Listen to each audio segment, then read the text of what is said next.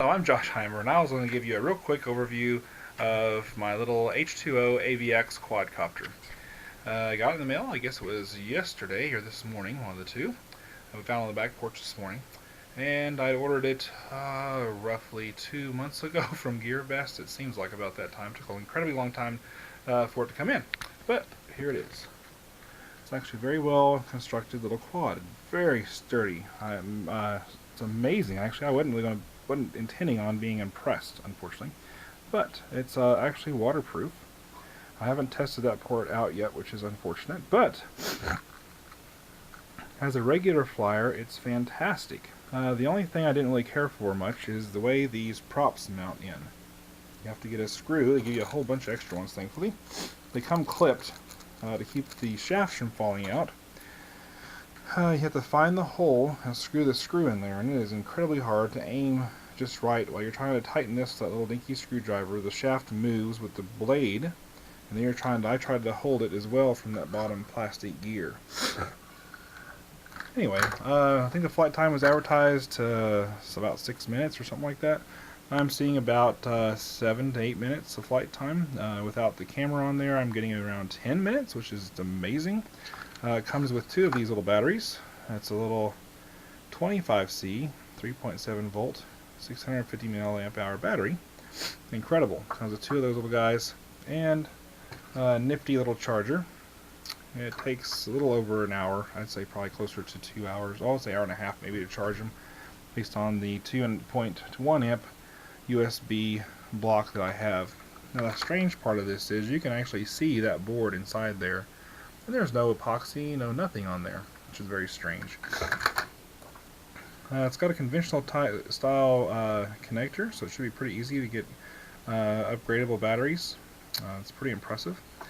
I'm using this to film with, an 808 keychain camera, but I'm using the one with the wide angle lens on it.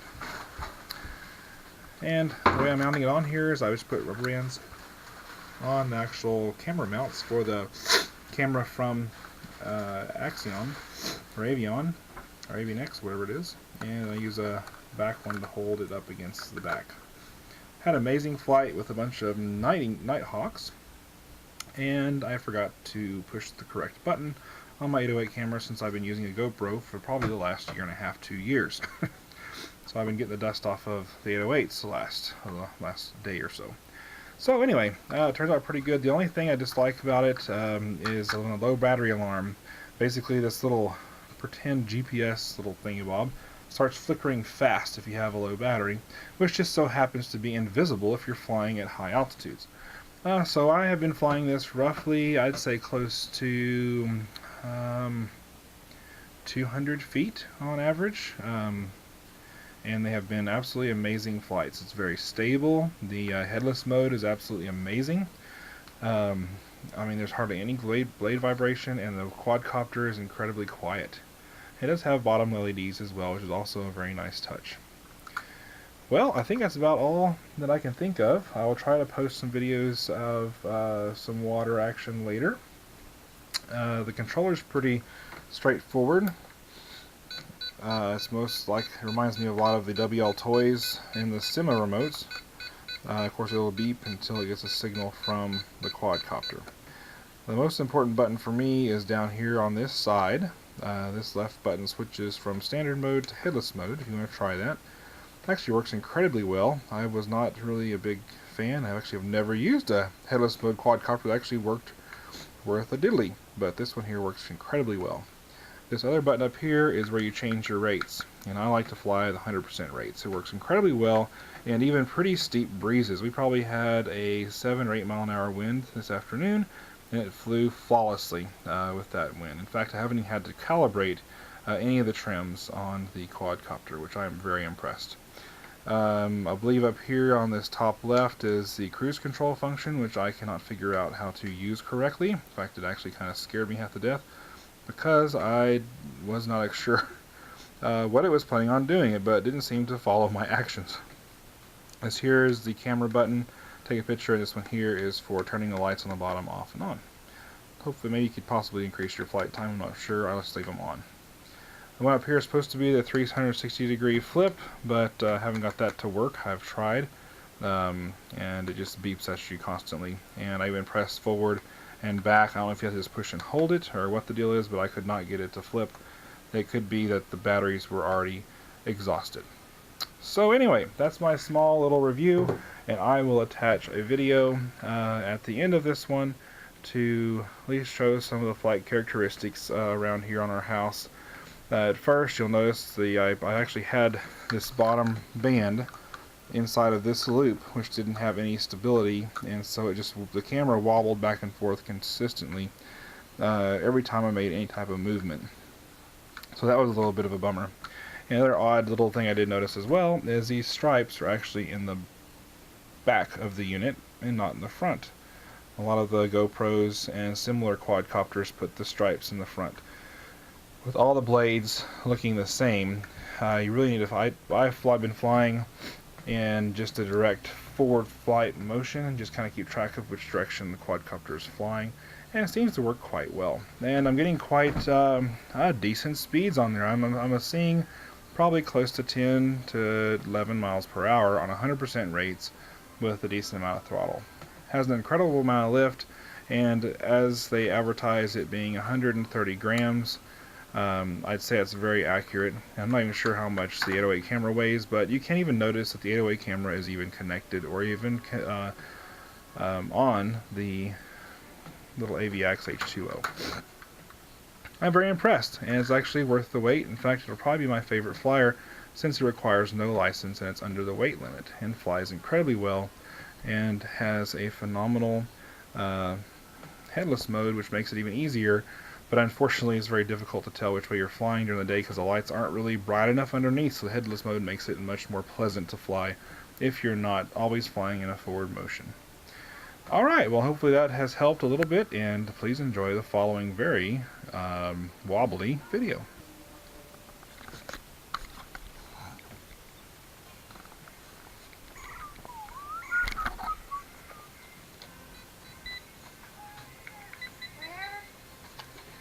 Where is it? Where's what? On top of the refrigerator?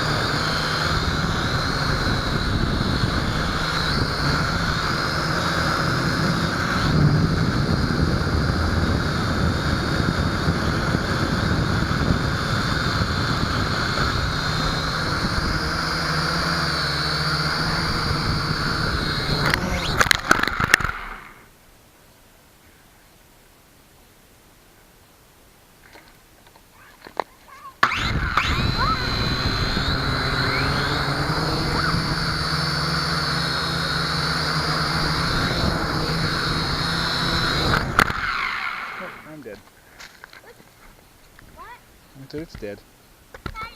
Yes, love.